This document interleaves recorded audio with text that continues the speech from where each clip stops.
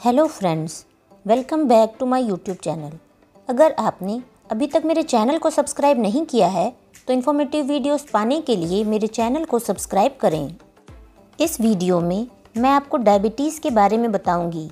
Diabetes कितने तरह की होती है, इसके कारण क्या हैं, किन लोगों में ज़्यादा मिल सकती है, क्या खाना चाहिए क्या नहीं खाना चाहिए, कैलोरी कितनी लेनी चाहिए, डायबिटीज़ से किस तरह के नुकसान हो सकते हैं, गर्ल्स को ब्लड शुगर चेक कराना चाहिए या नहीं कराना चाहिए, और अगर कराना चाहिए तो किस केस में ज़्यादा कराना चाहिए, प्रेगनेंसी में शुगर बढ़ने से क्या हो सकता है, किस किस तरह की जांच होती है और आपको कैसे पता चलेगा कि आपकी शुगर नॉर्मल है या आपको बॉर्डर लाइन डायबिटीज़ है, ये सब आपको इस वीडियो में बताया जाएगा।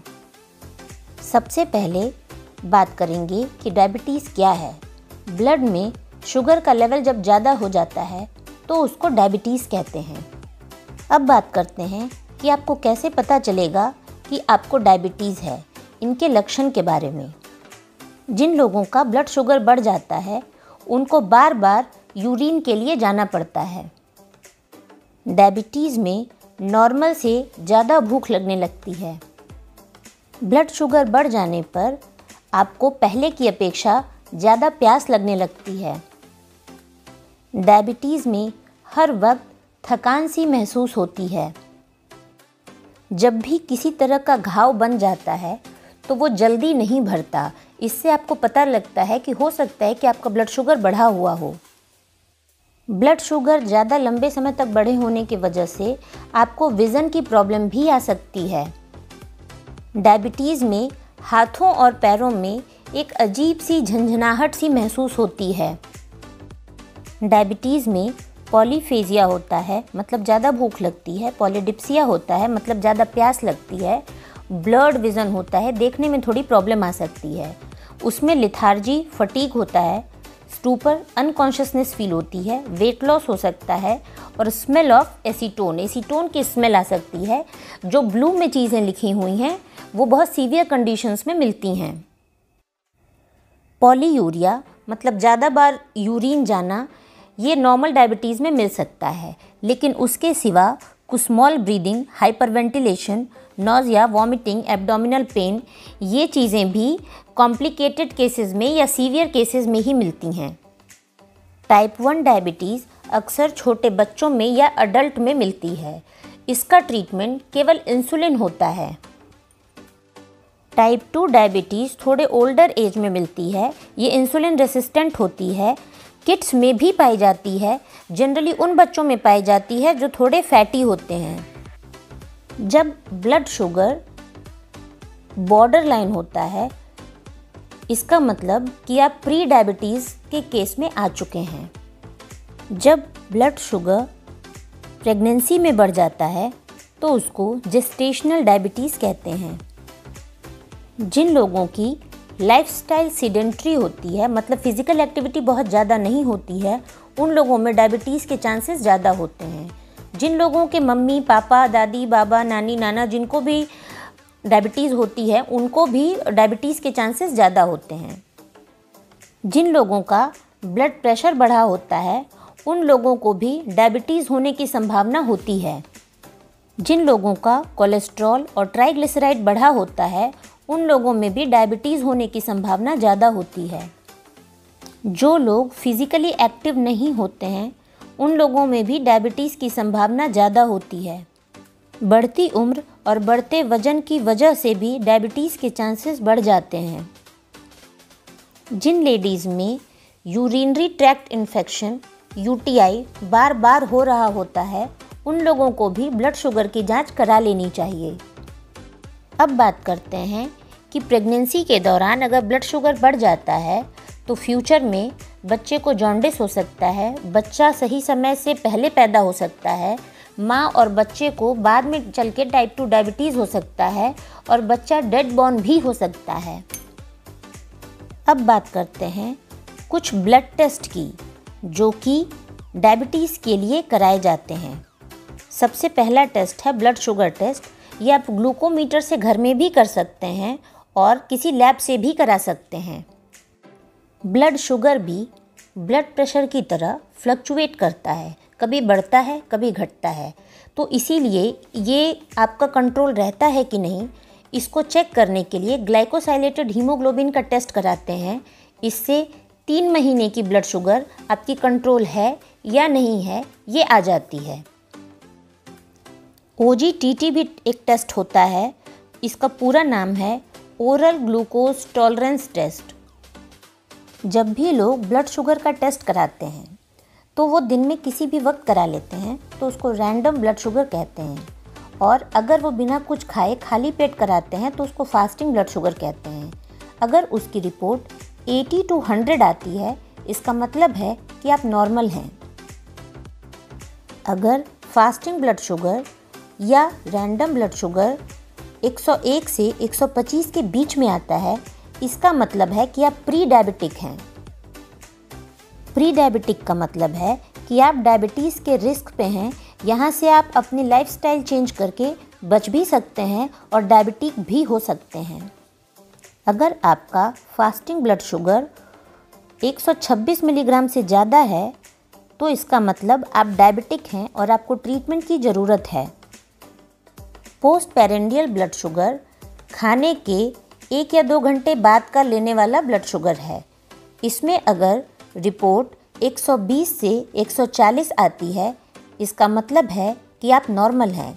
अगर रिपोर्ट 140 से 160 आती है, इसका मतलब है कि आप प्री डायबिटिक हैं। अगर आपकी रिपोर्ट 200 मिलीग्राम पर DL से भी ज़्यादा आती है, इसका मतलब है कि आप डायबिटिक हैं और आपको ट्रीटमेंट की ज़रूरत है। अगर ग्लाइकोसाइलेटेड हीमोग्लोबिन की रिपोर्ट 6% से ज़्यादा आई है, इसका मतलब है कि आप डायबिटिक हैं। 4 से 6% नॉर्मल होता है। OGTT की रिपोर्ट अगर आपकी 140 मिलीग्राम पर DL से कम आई है, इसका मतलब है कि आप नॉर्मल हैं, और अगर उससे ज़्यादा है मतलब कि आप डायबिटिक हैं।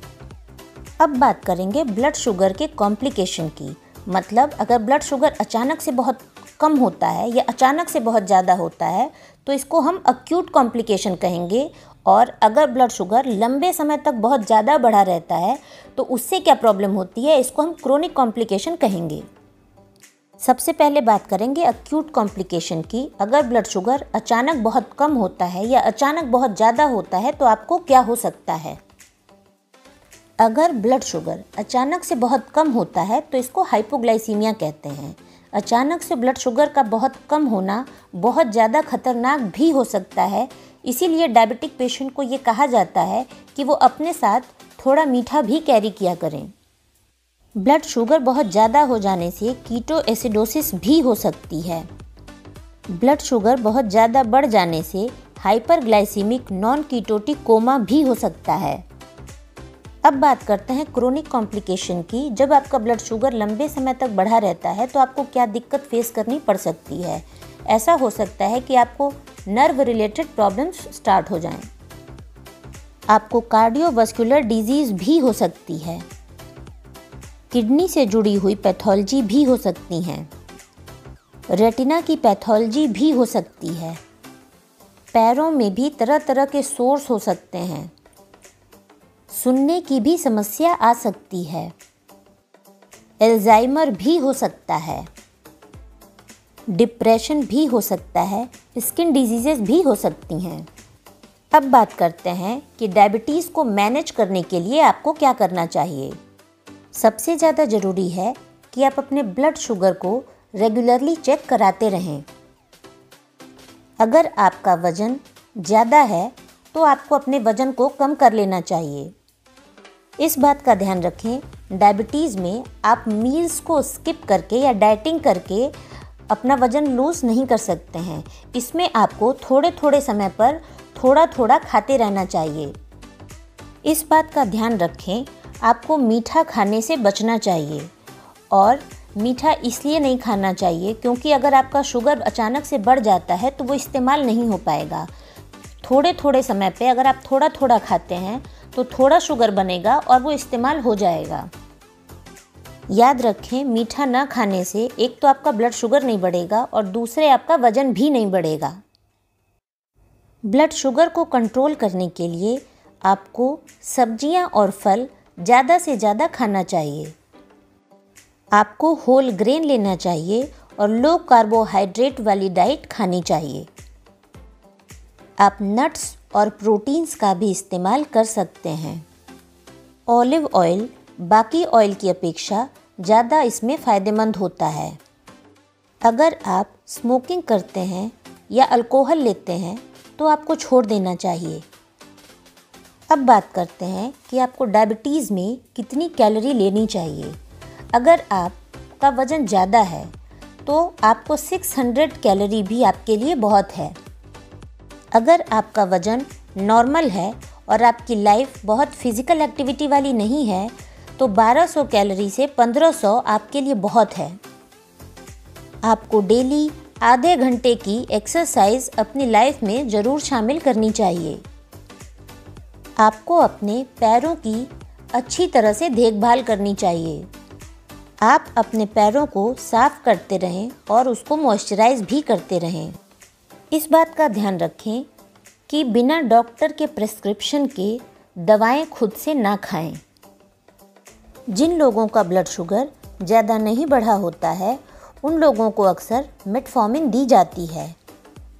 इस बात का ध्यान रखें कि ब्लड शुगर हमेशा बढ़ता घटता रहता है, इसीलिए एक बार डॉक्टर से दवा लेने के बाद आप बिल्कुल ऐसा ना कर दें कि उसके बाद आप डॉक्टर के पास जाएं ही नहीं। हमेशा ही ऐसी बीमारियों में फॉलोअप बहुत ज़रूरी होता है। याद रखें, मार्केट में अलग अलग तरह की दवाइयाँ इंट्रोड्यूस होती रहती हैं, इसीलिए किसी भी बीमारी के लिए आपको एक ही इलाज हर वक्त नहीं लेते रहना चाहिए।